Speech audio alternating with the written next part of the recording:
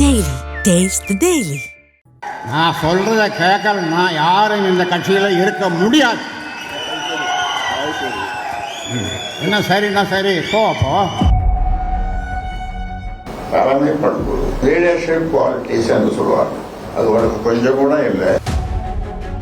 என்ன நான் தப்பு பண்ணேன்? நான் தான் தவறு செய்திருக்கேன். பாமகவில் ஏற்பட்டுள்ள அசாதாரண சூழல் முடிவுக்கு வந்துராதா என ஒவ்வொரு தொண்டரும் தவித்து வரும் நிலையில் அன்புமணியின் அண்மை பேச்சு அவர்களுக்கு ஒரு ஊக்கத்தையும் நம்பிக்கையையும் விதைத்திருப்பதாக சொல்லப்படுகிறது. நீங்க நல்லா இருக்கணும், நல்ல உடல்நலத்தோட இருக்கணும், டென்ஷன் ஆகாதீங்க. நீங்க சொல்லுங்க, என்னென்ன செய்யணும்னு சொல்லுங்க. ஒரு மகனாக, கட்சியின் தலைவராக அப்படி டக்கு சொல்லிட்டு செய்யலாம், சுலபமா செஞ்சுட்டு போன. முகுந்தனின் வருகையால் தொடங்கிய ராமதாஸ் அன்புமணி மோதல் சித்திரை முழுநிலவு மாநாடு வரை மேடையிலேயே எதிரொலித்த நிலையில் அதற்கு பின்பாகவே இருவரும் எதிரும் புதிருமாக செயல்பட்டு வருவது ஊர் அறிந்த உண்மை. எனக்கு பயங்கர மன உளைச்சல், தூக்கம் இல்லை. எனக்குள்ள பல கேள்விகள் தினமும் நான் கேட்டுட்டு இருக்கிறேன். என்ன நான் தப்பு பண்ணேன்? தலைமை பண்பு கொஞ்சம் கூட இல்லை. ஆங்கிலத்தில் லீடர்ஷிப் குவாலிட்டிஸ் என்று சொல்லுவாங்க. அது உனக்கு கொஞ்சம் கூட இல்லை. குறிப்பாக பாமக நிறுவனர் ராமதாஸ் வாரந்தோறும் வியாழக்கிழமையன்று செய்தியாளர்களை சந்தித்து அன்புமணிக்கு எதிராக குற்றச்சாட்டுக்களை அடுக்கி வருகிறார். ஒவ்வொரு வாரமும் பகீர் கிளப்பும் குற்றச்சாட்டுகளை கூறி வரும் ராமதாஸ் கட்சியில் மகனுக்கு எதிராக நிர்வாகிகளை நியமித்தும் வருகிறார்.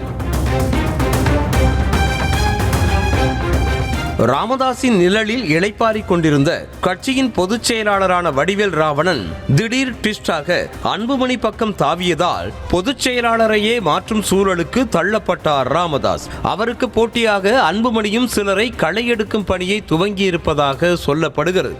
இந்த நிலையில்தான் ஞாயிற்றுக்கிழமை தைலாபுரத்தில் ராமதாஸ் ஒருபுறம் மாவட்ட செயலாளர்கள், மாநில நிர்வாகிகள் ஆலோசனை கூட்டத்தையும், அன்புமணி மறுபுறம் திருவள்ளூர், செங்கல்பட்டு மாவட்டங்களில் நிர்வாகிகள் கூட்டத்தையும் நடத்தி போட்டி போட்டனர்.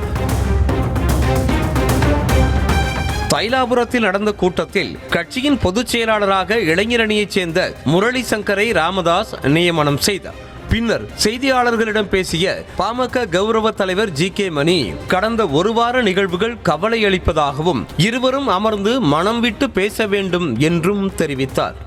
ஒரு வார நிகழ்வுகள் மிக கவலை அளிப்பதாகவே இருக்குது. ரொம்ப வருத்தப்படக்கூடிய, வேதனை அடையக்கூடிய செய்தியாக தான் இருக்குது. யார் என்ன சொன்னாலும் என்ன பேசினாலும் இருவரும் உட்கார்ந்து மனம் விட்டு பேசணும். பேசினா தான் சுமூகமான தீர்வு ஏற்படும். இல்லைன்னா நீண்டுகிட்டு போயிட்டே இருக்குது. காலந்தாழ்த்தாம மிக விரைவில் இருவரும் சந்தித்து பேசி ஒரு சுமூகமான தீர்வு வரணுங்கிறது தான் என்னுடைய விருப்பம், எங்கள் இயக்கத்தில் இருக்கிற எல்லாருடைய விருப்பமா. இது ஒருபுறம் இருக்க, கட்சியின் மாவட்ட பொதுக்குழு கூட்டத்தில் பேசிய அன்புமணி தன் மீது ஏதேனும் கோபம் இருந்தால் மன்னித்து விடுங்கள் என தமது தந்தை ராமதாஸை குறிப்பிட்ட போது அரங்க மதுர விசில் சத்தமும் கைத்தட்டல்களும் பறந்தன. மேலும், நீங்கள் எனக்கு அறிவுரை கூறுங்கள், நான் மகனாகவும் கட்சியின் தலைவராகவும் அதை செய்து முடிக்கிறேன் என திட்டவட்டமாக கூறினார். குறிப்பாக ராமதாஸை தேசிய தலைவர் என்றும் அன்புமணி புகழாரம் சூட்டினார். ஒருத்தர் ஐயா அவர்கள் என் மீது ஏதாவது கோபம் இருந்தால், ஐயா அவர்களை தயவு செய்து என்னை மன்னித்துக் கொள்ளுங்கள்.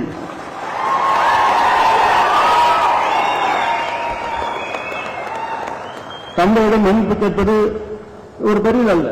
நீங்க நல்லா இருக்கணும், நல்ல உடல்நலத்தோட இருக்கணும், டென்ஷன் ஆகாதீங்க.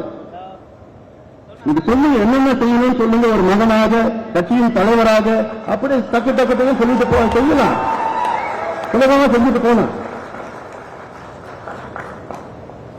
ஐயா அவர்களை வருத்தப்படாதீங்க, கவலைப்படாதீங்க, கோவப்படாதீங்க. நீங்கள் இது தேசிய தலைவர்.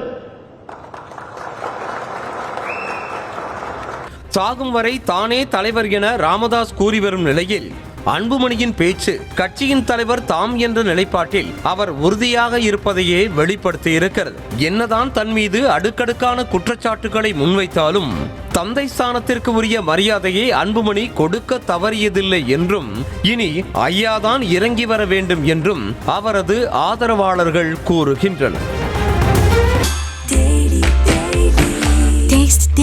Taste the Daily.